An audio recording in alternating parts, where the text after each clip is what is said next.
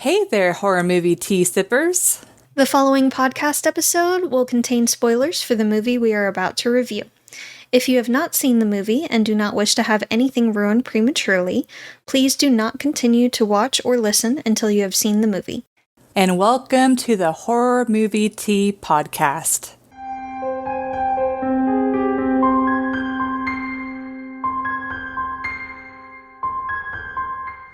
Today we are covering The Mimic, which came out in 2017 and is a Korean film. But before we go into the review, let's grab our cups and talk about tea. So I'm wearing my I'm a Woman of Convenience shirt on our Teespring. And for tea, I am drinking the Brutalities Waking the Lavender tea, which I just cracked this open, so we'll see how it is. But it's got black tea, lavender, orange, blue cornflowers, raspberry leaves, blueberries, bergamot, vanilla, blueberry, and cream flavors. And it smells so good. It does smell really, really good. And I am drinking some more of Olive Fusion's orange cream oolong tea. It's got oolong tea, natural flavor, orange peel, and safflower. I think there's some lavender that snuck through the filter. Oh well. But yeah. It's a bonus. Bonus. And for our tea sippers, brew yourself a cup of tea, sit back, relax, and we hope you enjoy the review. So, for the summary of The Mimic, a family moves to a small Korean town in hopes that will help their sick grandma, who was raised there, get better. While in the woods, the mother comes across a lost little girl that seems innocent at first, but there is something much more sinister under the surface. So, for entertainment, I really enjoyed this movie. Now, I will say, it had been on my radar for a number of years. I've been wanting to watch it, but just hadn't gotten around. And it does do the normal, Asian horror style where it's sad. But, well, okay, I'll go into it. So, I give this a 7.75. For me, it was a really solid movie. I do want to watch it again. I think it does a really good job. It sucked me in from the beginning. The beginning was such a strong start, and you're like, oh my god. I felt like it had some really great creepy moments, and also had some really good human moments. What I thought was a good human moment was when the mother thought she saw her lost son, and she was chasing him, and she went home to try, and I think it was she's grabbing more flyers, and that's when the father was well, he's been missing for 5 years. And so it's I thought it was a great interaction to show the different perspectives of the mother who, isn't able to let go of her son, understandably so, and then the father who is also hurting, but in a different way, where he is well, it's been long enough, I need to try and assume that he's dead. But then, with the mother constantly trying to re-find him, or what have you, it's kind of reopening the wound for the father. So it's I felt like they had a lot of different scenes like that. And so the movie just slowly reveals what these characters are going through, how they're reacting to the situations. And it just made the characters feel that more tangible and that more real to me. I feel the mother kind of falling for what the Mimic was doing, or what the lost child was doing. You could completely understand why she is okay, I'm okay that you're calling me mom. I'm okay that, you want, me to, take care of you in different ways, and why she is less willing to go to the police, because she's well, the police are incompetent. So why would I like tell them about this when I should, help care for this child? So anyways, it made it like completely understandable. They did have several jump scares, but at least to me, they didn't feel cheap. They felt earned. And it did get me a good couple of times.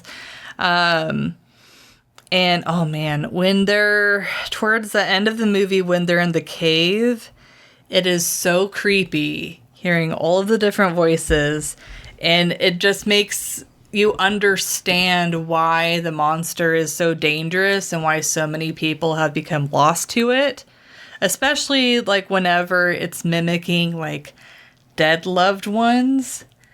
I mean, who wouldn't like be attracted to that? Especially the idea of seeing or talking to someone that you've missed so deeply. Yeah. For so long. Yeah. And so it did make the ending also understandable on why the mom decided to go back. But I will say that the ending of the movie was fairly predictable. Especially, I mean, it's not necessarily a bad thing. I mean, they kind of gave you hints, all throughout the movie that the mother was still like very much not moving on from the loss of her son, understandably so. And then the way that she interacted with like the lost child, is just like, okay, yeah, she is not going to be a good ending for her. And I also thought it was interesting and clever that the victim slowly lost their vision, which makes it a lot harder to differentiate who is real and who is the actual mimic. So yeah, it's like, I really enjoyed the movie. It had a lot of like clever things that are thought through. Like the movie overall felt very well thought through, where, you established the characters well. It gave you that slow burn, and you could understand the mother's motivations on why she did what she did, why the father did what he did, why the police, were in a tough spot themselves. So anyways, I really enjoyed the movie. I thought it was pretty solid. Sad, but definitely one that I will go back to. So. And I'm sorry, what did you give it? I gave it a 7.75. This one's definitely a higher one for me. For sure. Okay, don't get mad at me. I give it a 6. I mean, it's an opinion, so I probably won't watch it again. Mainly because as a parent, this movie hurt to watch. It hurt so bad to watch. I can't even imagine losing your child like that and not knowing. That's, I feel like, worse almost. Oh, yeah. Is not knowing because what if happened. They are alive? Because you don't know. Yeah. You don't know if they really are still alive or if they really are gone. And there's no closure. And it just hurts. Yeah. And knowing that you are part of the reason why that situation happened in the first place. Like, she wasn't gone long. And it was a busy, well-lit area, but stuff like that unfortunately happens around the world every day. All the time. And it's terrifying. And it's heartbreaking. And she's holding on to the hope and trying to take care of the mother-in-law so desperately, hoping that even with dementia, she'll have a lucid moment and remember what happened and can give them more information to go on. But also, it's been 5 years. And after like 48 to 72 hours, the chances of finding them dead or alive drop drastically. And that is absolutely heartbreaking. And I can understand not ever being able to fully let it go. Yeah. And I understand her desperation to try to keep contacting the police and trying to keep them on it and keep them searching, but they also have so many other cases, especially in a big city like that. Well, I'm feeling frustrated with the police, and I'm sure like whenever it gets to long enough of them saying the same thing, it probably feels like it's so empty disheartening. words. Yeah. Yes, it's so disheartening, and I get that. Obviously, the flyers would be way out of date if it's been 5 years. They definitely would have need to have been reworked and been like, okay, here's what he looked like at the time of the disappearance. Here's like a computer aged what he could look like in 5 years. Yeah, because 5 years for a kid, they look so different. She saw someone on the street that looked kind of like how he did with the same kind of shoes and everything. But that kid still looked the same age as when he disappeared. It's been 5 years. Kids grow a lot. A lot. Especially in 5 years. Yeah. So he would have looked different for sure. And it's just... but not being able to move on, it's just gut-wrenching. And it was so hard to watch this movie as a parent. So... it got dinged a lot. Looking at it as objectively as I can, it was a decent movie. The ending frustrated me to no end, again, just as a parent. And I feel like the lore on it was more vague than I would have liked. I would have liked a bit more solid lore. Yeah, there were... it was a little bit... confusing or weird, like whenever like the father, like the lost child's father, like I understood what they were saying, but I would have liked a little bit more expansion on that. And they weren't very clear on, yes, they can obviously mimic different voices, but can they change their shape, like how they're viewed? Because there are a couple of instances where it looks like they could. Yeah. But they almost never use it. So, like, why wouldn't you use every tool in your arsenal? And then at one point they also tried to make it appear as if the little girl really doesn't like what she's doing. Like, she's being forced to draw people back there, but then she's actively trying to keep them down there and... yeah. Like, pick a lane. Does the spirit of the little girl not really want to do this and wants to help them? Or is it just another tactic to bring them down there? Like, it wasn't as solid as I would have liked for this movie to have been. Yeah, like the lore around the monsters, like, or the monster itself, I feel like was definitely the shakiest part of the movie. It definitely was. And when you see, like, the guy that got taken over, the dad, the priest guy or shaman or whatever, it kind of kills it a little bit, honestly. Just the effects are not great for a lot of it. The practical effects for most of it are decent, but it's specifically that guy that I'm like, and it's no longer scary. Not really. Like, the jump scares, the few that are in there, I agree, are earned. Like, they're warranted and they feel organic and, like, they should have been there. So, those were good. Like, and especially in the beginning. Yes, and they have a couple of somewhat spoops here and there, especially concerning mirrors, which I already don't like mirrors in general. So, anything spoopy with mirrors, I don't like that.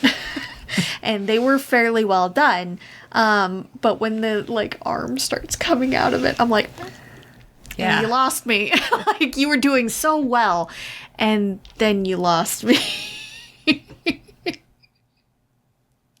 Because all I can envision is someone just taking, like, a frying pan or something. Whap! It's not as scary there. Yeah, Also- like, especially, like, I feel like the scares towards the end, Yeah. it definitely becomes a bit weaker. And even with the loss of vision and all, and being down in the caves, the husband was still able to survive for days. So I feel like it's not as big a problem as it should have been. So it's a bit of a mixed bag, and I feel like the story is interesting and it is overall a decent movie, but personally, it made me very, very sad, and I didn't like it. And I really wanted to hug my daughter right after this, but she was asleep because it was at night, and I'm not about to wake a sleeping toddler. That is something you do not do. That is scarier than most of the horror movies that we watch. You do not wake a sleeping toddler if you can help it. But yeah. So for realism, I gave it a 2.5.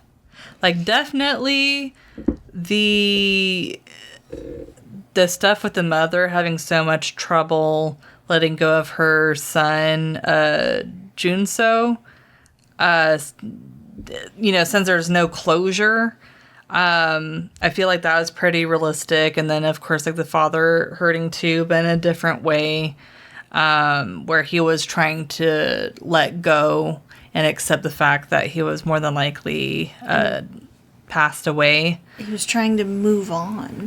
Yeah. One thing, though, that, and maybe I missed this, but, like, I understand she was just gone for a quick moment whenever Junso was taken, but, I mean, the grandma seemed like she was still, like, sick at that time, so I'm like, why would she still choose to leave him with her?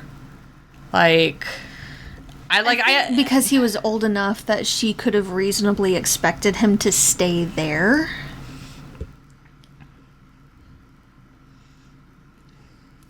And he could have, and someone could have just snatched him up. Yeah, is that we don't know. We don't know. Yeah. Especially if she just went to grab something real quick and Yeah. rushed back. Yeah.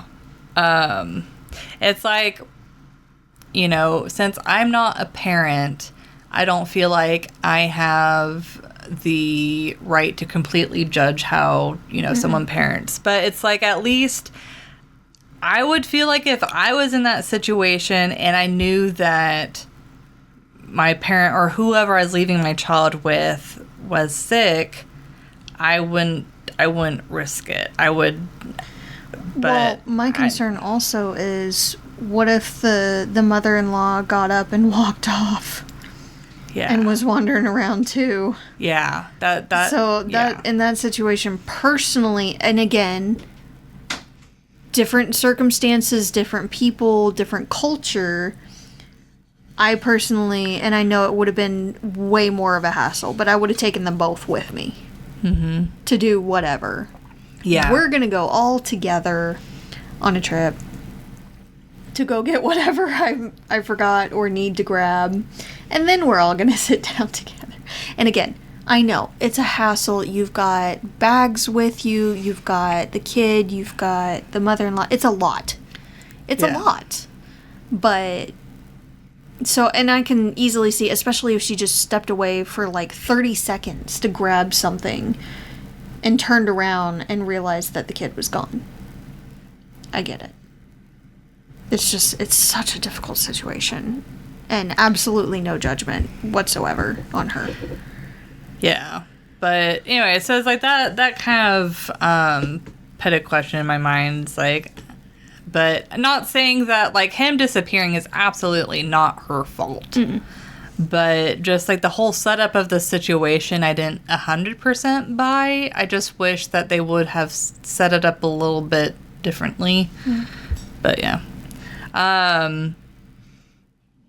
But, yeah, I mean, but they did accomplish, like, it was something casual. It was supposed to be, something super quick. She was just going to be right back. And then They were in like a food court type area. Yeah. Yeah. For all we know, she could have gone to get a napkin. Yeah. Yep. And then, of course, like, the mother's frustration with the police is completely understandable and realistic. But yeah, and her interacting with the new child, and also I feel like her attachment to her current daughter, I don't know, it's kind of like a mixed bag, because it's like, you know, she obviously loves her daughter, but I feel like a piece of her is very much attached and stuck to her missing son. Yeah. And that is really what drives the movie to, for her fate. So it's like, it's kind of a mixed bag, because it's like, you know, I can see why she would almost, like, she obviously very much loves her daughter, but it's like, it's almost like she gets so sucked into that loss that she loses, or not forgets, but she kind of loses the child that she currently has. I don't know. Well, and then she repeats the same thing. She leaves the kid at the house and then doesn't come back. Like, she basically abandoned... Not to say that she abandoned the first one, but you're going to leave the one child that you definitely do have, who is healthy and alive and with you, for what you know is probably not actually your son. Yeah. Just because of the guilt. Yeah. Yeah, I think that, like, this movie is definitely a lot more emotional than it is logical, because it's about, you know, at least I perceived as, like, it's just supposed to showcase the type of baggage that, like, having that type of weight on you and how it affects you, but not just you, but those around you. It affects everyone around you, even your kids. So I think that's kind of what the movie was going for, of, like, there's a situation where the mother, you know, went through a terrible situation. Her son is still missing, but she can't let go. She can't move on. And this is how, and, you know, it first starts just impacting her, then it's impacting her and her husband, and now it's impacting, you know, her whole family, including her child. So that's what I kind of took as what the purpose of the Mimic was to show the impact of loss, but also, like, not being able to, like, emotionally move forward. Yeah, she was definitely taken by grief at the end. Yeah. So, I gave it a 1.5. Just the lore and all, it just wasn't there. It seemed a little all over the place. There were lots of missing people in the area and very little investigation. There was no follow-up on the little girl sighted in the woods on her own. Like, she told the authorities when they got there about the little girl. There was no sense of urgency. They didn't even send a person out there to go look. Like, there's a child, a little girl, out in the woods on her own. Looks like she's been out there for a little bit. And there's no one like, well, maybe we should take a look. Yeah, that was police, infuriating. Yeah. It was infuriating. And I hate when movies do that, and it drives me nuts. There was also no real sense of urgency from the authorities in general of missing people or things have happened around this area. We didn't really hear any follow-up or anything. And I don't understand, as a mother who lost a child herself, why she wouldn't actively be, even if she didn't go to the authorities and let them know, hey, I found that little girl I told you about that was in the woods. She's at my house right now.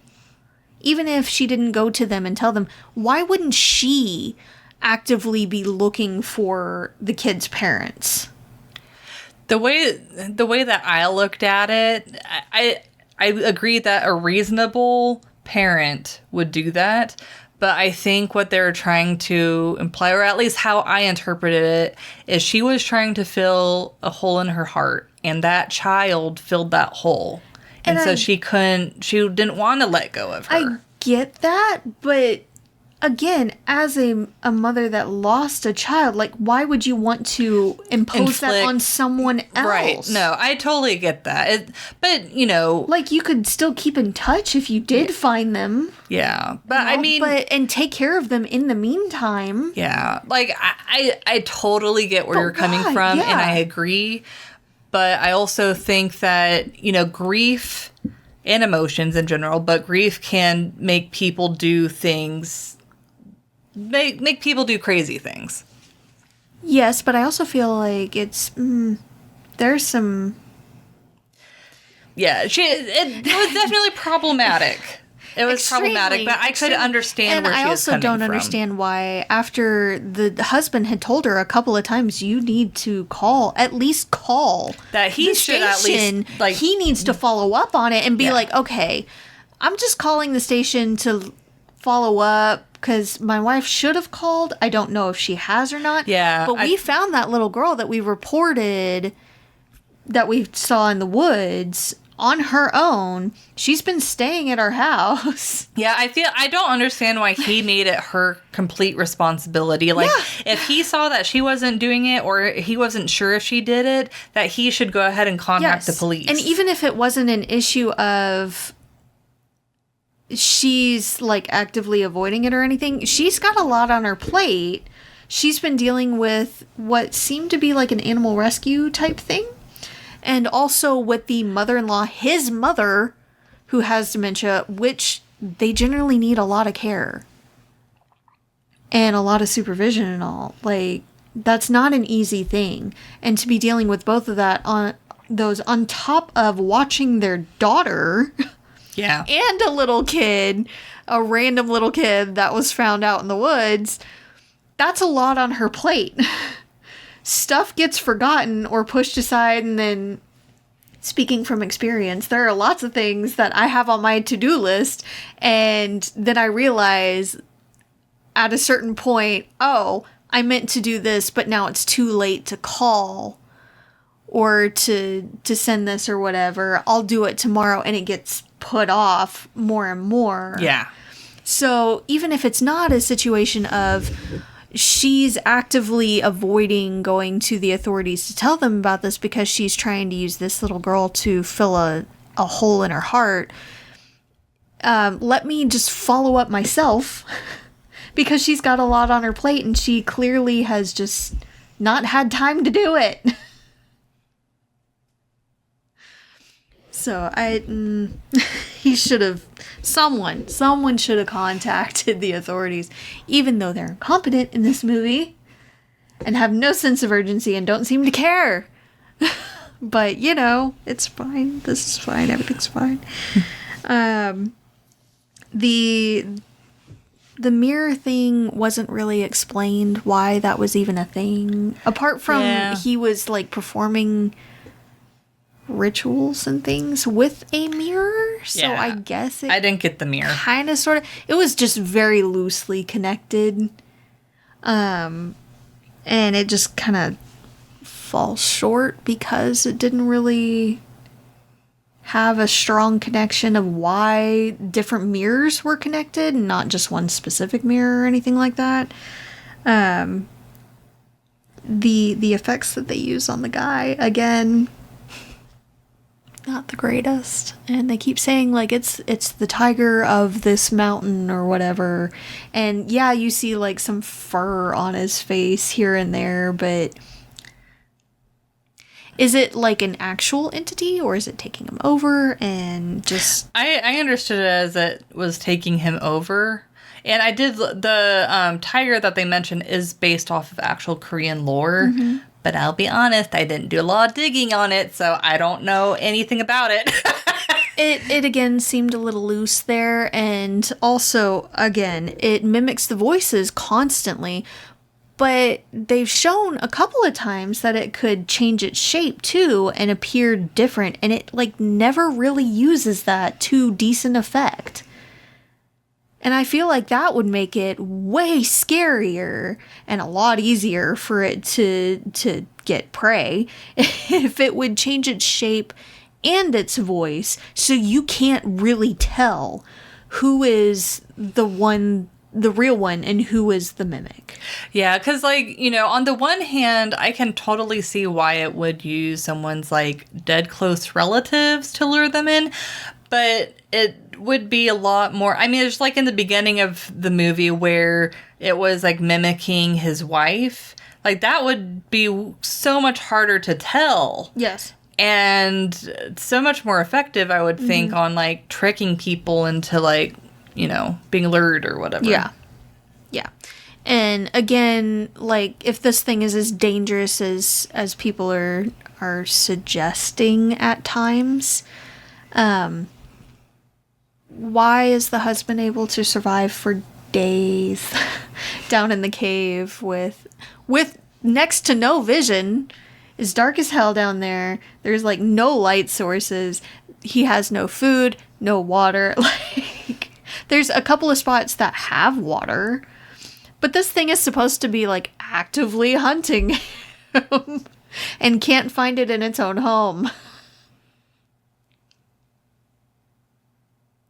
Yeah, I don't know. I feel like maybe it was, like, more interested in the mother, but I have no proof of that. Food is food. I don't know. It was, like, Predators, especially tigers and all, are going to go after what's available. But it's easy prey. Spirit. You can't see. It's not like an actual tiger, though. Okay, but again, he's in his home. Yeah, but I mean, and he's helpless. There's lore like, of like spirits that like feed on your soul, and it's like based off of like not. So use the wife's voice to tempt him over there, or the mother. He went down there searching for his mother.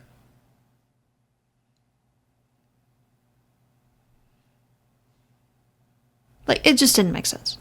It was really just for the jump scare and for the upping the stakes at the very end. He had plot armor. I get that. Because he was the one that survived. I'm also wondering if it wants to consume... Let me do a caveat that me saying this isn't saying that she actually has a weak soul, but like based off of like her like second of grief and stuff, like maybe it wants to consume the person that it finds is like the weakest soul or the easiest target or something along. Maybe because the dad was actively trying to move past the grief. Yeah. Is what you're saying? Yeah. Okay. Well, like again, the mother was vulnerable. Okay, again, I still feel like it was more plot armor than anything because movie's got a movie. But also, how's he gonna get back to the house? Yeah, safe and alive because. Yeah, I was wondering that as well. I was assuming, but the cop was, I know, coming towards them. Yeah, but who's to say he wouldn't go down into the cave and also get trapped and killed as well? Fair. I would hope that would... I mean, it's a cave. Like, even if there wasn't a angry tiger spirit wanting to eat people, then it's a cave. You could slip and fall into a crevice and not be able to find your way out. It's so easy to get turned around in caves and not figure out how to get back. Like, he could... break his neck 100 different ways down there. Like, yeah. So, I mean, yeah. And even if the dad does make it back, the little girl has now lost her brother, her mom, and her dad is now blind. Yeah. She's gonna have some therapy. And needs a new caretaker. Mm-hmm. Or an additional caretaker. Mm-hmm. Yeah. Yep. Daughter's the real victim of the story. Oh, yeah. For sure. Yeah. But, yeah. Like, for me, I know, yeah, so caveat or content warning, like, if you don't want to deal with the emotions / like, if you don't want to feel your heart ripped out by watching this movie and grieving with this mother of losing her child and all, and then abandoning effectively her second child, then this one's not for you. yeah. It wasn't for me, for sure. But to be fair, I don't know. I really like getting into the heart-wrenching movies. Though I can't watch Titanic for some reason. But, like... That one you can't... I bawl like a freaking baby. That one you can't watch. But this one, you're like, I'll watch it again. Well, because, like, What kind of psychopath? But, like... It's like, I don't, because you're, I don't know. It's all on emotion. I can't logically explain away. I think. I'm going to put it out there. Just saying. I could not care less for that movie, Titanic. I could not physically care less. Anyways, it is a heart-wrenching movie, regardless. But I thought it had a lot of great creepy moments, and I personally would recommend. Obviously, Jess has different opinions, and so you'll just have to decide whether or not you want to put yourself in the emotional turmoil or not. We picked two of the most depressing freaking Asian movies for Asian Horror Month. I don't know. I feel like it's been a hot minute since we've done it, but Premonition was, at least for me, it's a pretty heart-wrenching movie. I mean, it has like a satisfying ending, but it's been more than a hot minute since I've seen that. But it's like that's the one where like the father sacrifices himself instead of like having to watch his daughter die in the car. Because that's the one where he sees the newspaper predicting that his daughter dies in the car, and then he watches his daughter die in the car, and then so he figures out... that kind of... I don't remember the movie, really, but that choice makes sense to me. Yeah. No, like, it was a satisfying ending, but it was still very sad, because not only did he... Like, he tried different things, and so you have to watch his daughter die multiple times. And then for him to go through all of that suffering to then be like, no, I'm the one doing it, which, you know, like I said, makes sense and gives some closure to the movie, but still, like, it's sad.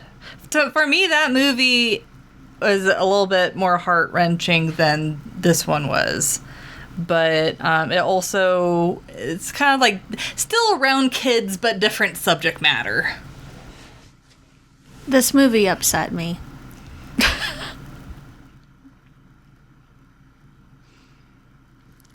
It was decent enough for what it was, and I feel like it's worth a watch. But it's going to rip your heart out and stomp on it. Yeah, it is a tough watch. I will not deny that.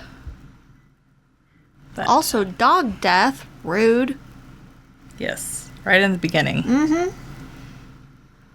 And I was like, why did they even... I don't even understand why they... There's no point to that either. It was further evidence that they were in the area. Fair enough. But, yeah. So, thank you for joining us today. And we would, since me and Jess have conflicting opinions, I would be interested to see how the it's okay to have different opinions. It is. But I'm mad at you for suggesting this one. Sorry, I didn't know it was going to end like that. We really didn't. We both watched the trailer together. Yeah, but I would be really interested to see what our listeners think of this movie. But if you'd like to recommend a movie, game, or tea, you can leave us a comment or join our Discord server. And if you'd like to keep up to date with our content, you can find our link tree listed below. If you'd like to support us monetarily, we have a Teespring and a PayPal available, and you can find all of those sites mentioned linked below. But until the next time, guys, stay safe and stay spoopy. Bye!